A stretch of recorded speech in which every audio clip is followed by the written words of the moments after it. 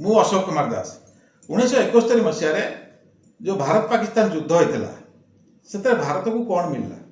पाकिस्तान तो तार अलग है गोटे देश सृष्टि है बांग्लादेश बोली ना दिगला ये सब जिन ठीक अच्छे किंतु भारत को मिलला कौन भारत को आउ गोटे असुविधा एपटर गोटे शत्रु सेपटे गोटे शत्रु दुईटा शत्रु सृष्टि है सी तो भितर लड़ुले भितर मरामरी होते से युद्ध से लिप्त थे सी शांति रखिले सी आमको अशांति कर तेणु निजे आयरन लेडी हाँपाई ए महात्मा ए जिनस सृष्टि कले से आमर सैन्य मैंने युद्ध क्षेत्र में पूरा जितिले सब युद्ध क्षेत्र में से कर्तव्य देखेले बलिदान देले किंतु ये आयरन लेडी ये टेबुल उपर हारीगले युद्धटा पूरा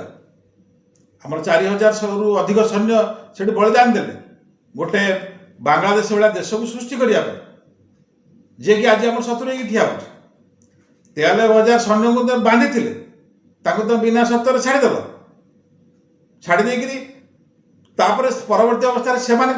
सन्त्रासवादी आसिक आम काश्मीर उपर अटैक कर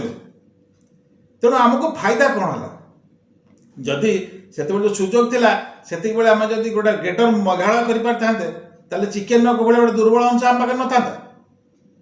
द्वितीय कथा जदि आम गोटे बफर जोन करी गोटे एक्सक्लूसिव हिंदू राज्य हिसाब से करते भी आमको किसी असुविधा नाला कि आम कले कहीं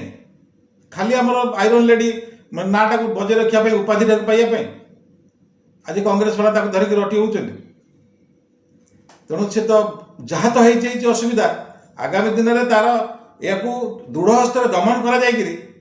भारत वर्ष को भविष्य में विपद न आसापी व्यवस्था कर जाग्रत हवा दरकार। जय जगन्नाथ, जय हिंदू राष्ट्र।